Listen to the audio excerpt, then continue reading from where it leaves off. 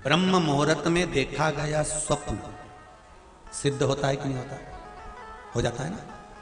पर ब्रह्म मुहूर्त में तुमने जो स्वप्न देखा वो सही हो जाएगा कब? तुमने देखा और देखने के बाद किसी से नहीं कहा, या देखने के बाद तुम वापिस नहीं सोए तो, और मालूम पड़े स्वप्न देखा और देखने के बाद तुम जाग भी गए, सब कुछ हुआ, और फिर वापिस चादर तान के सो गए, तो स्वप्न।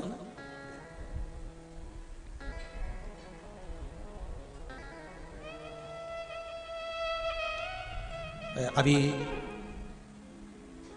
हमारे ताऊ जब शांत हुए थे तो बीच में कथा कैंसिल कर दी थी, तो किसी एक भक्त ने एक प्रश्न लिखकर भेजा था कि हमारे स्वप्न में शंकर जी का शिवलिंग दिखता है तो कैसा होता है।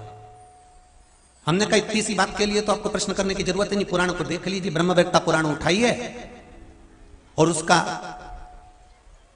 श्री कृष्ण जन्मखंड निकाल लीजिए, उसका 77वां अध्याय निकाल लीजिए, 77वें अध्याय का 32वां श्लोक निकाल लीजिए। ब्रह्म विवर्त पुराण के अंतर्गत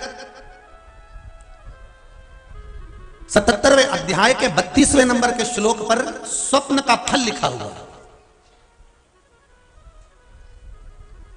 कि 7 तरह के स्वप्न होते हैं और कौन सा स्वप्न सिद्ध होता है, कौन सा स्वप्न सही होता है, और स्वप्न को किसको बताना चाहिए और किस मुहूर्त का स्वप्न कैसा सिद्ध होता है। जैसे माला जपने वाले होते हैं ना, जो लोग माला जपते हैं, तो माला जपने वाले जो होते हैं, माला सिद्ध भगवान का नाम मंत्र जपने वाले होते हैं, वो जब माला जपते हैं तो ब्रह्म मुहूर्त में, जब सुबह के समय माला जपते हैं तो हाथ को नाभि के पास रखते हैं। बोलो सही है कि गलत है? जैसे ही दोपहरी का समय आता है, मध्याह्न, तो माला फेरने का समय आ जाता है हृदय। फिर जब शाम का समय आता है, संध्या समय, शाम का समय, तो माला का समय आ जाता है नासिका, इतनी ऊपर हाथ होना चाहिए नासिका के सम्मुख में। अगर वो हाथ नीचे हो गया शाम के समय की माला का, तो माला असर नहीं देती, उस मंत्र का कोई फल नहीं होता। वो हाथ नाभि तक पहुंच गया, उसका कोई फल नहीं होगा।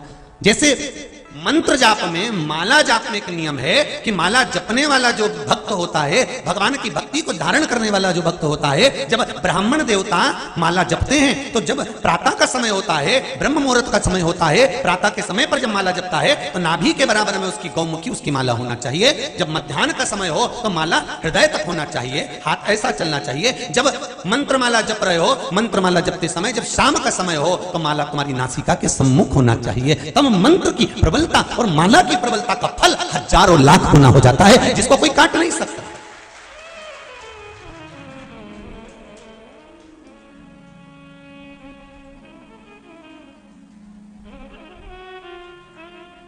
उसी तरह